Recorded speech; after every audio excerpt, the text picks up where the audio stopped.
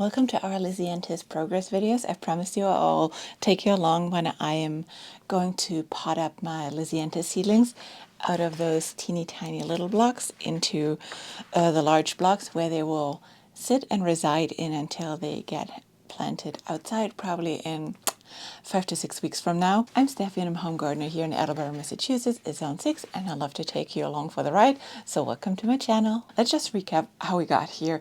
We started the seeds actually on New Year's Day of 2025, so beginning of January, and that is typically how long they take to grow up to size because they are very, very slow growing. Luckily this year we had perfect growing conditions, so they grew very well. I had a decent germination rate as well. I usually have less than what I've got this year, so I'm not potting up everybody because only the big ones get the next ticket, because I also don't have that much space in my garden.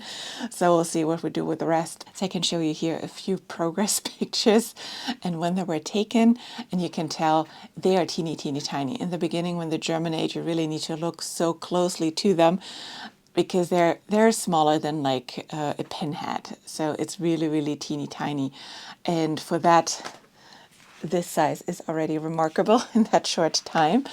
But why am I potting them up now? Because like when you look at them, they look like you can still leave them in those small pots. But what I've experienced with them is they grow those really large tap roots down in the block. And if they don't have the depth in those blocks, they don't flourish as much. So from the moment they are going to pot up and have here some space to stretch their legs, they will love the new home and will like double in size, or maybe even triple in size before we put them out in 6 weeks, which will be for me here in a zone 6, probably end of April. So in the last couple of weeks of April, depending on the weather. We had a cold winter this year, so I'm suspecting we will be a little bit later this year in everything what we do.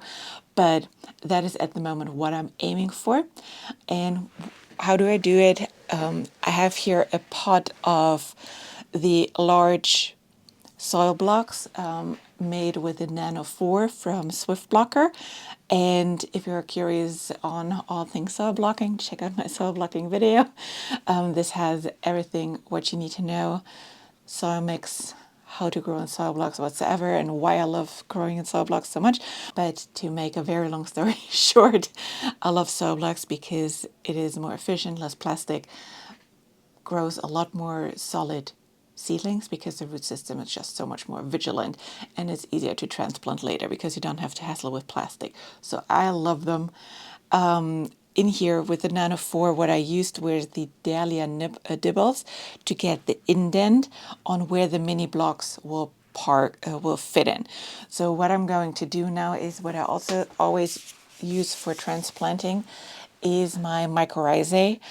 This one goes a long way. This is, as you can tell by the condition of the package, it is already a few years old because I only use literally like just a sprinkle when I transplant, but it just helps with the root growth. So I just sprinkle a little bit in each block. Now we're just potting the nice seedlings into each block. So we've put all the little blocks in the big blocks. There is a little bit more space around it than I thought there was, so I just got a little bit of soil. So I will just make sure that they're all nice and snug in it, so that there are no gaps around it. And from all the varieties I grew, I would think the Marirachi White was the best one. That has had almost 100% germination. So I have some left over here. I wasn't planning to grow that many and to have them all coming up. So we'll see what we'll do with the leftovers. If I just leave them in the little blocks and show you what the difference will be, because that will be a stark difference. Yeah, we'll see. I always have a hard time culling seedlings, even though it's more efficient. I got more ruthless throughout the years, but overall, yeah, I still have a hard time culling seedlings which are cared for. So I always try to grow only as many as I need, but different years, different outcomes. So here we are. We'll see what we'll do with them. Great. And once we have all of the soil blocks nestled in the larger blocks with a little bit extra soil, the only last step what I do is I'll put some vermiculite over it. This helps with the moisture retention and keeps the algae growth in check. So that is what I always put on top of them. And I always use the fine vermiculite, not the, there's some other ones which is more coarse. I prefer the fine one. Yeah, and that is really the last step. You do the nice thing with the larger blocks is they don't, they're easy to water because they hold water a lot better than the small blocks.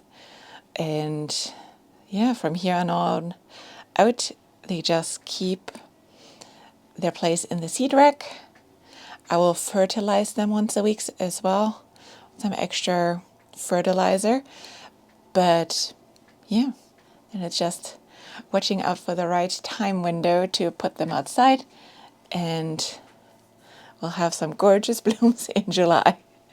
I hope this video was interesting to you. If you're curious about all things Lisianthus, although the time window has now passed for most growing areas, but if you're curious about it, you can check that out here. Otherwise, let me know if you have any questions, or subscribe and watch another video. Thank you.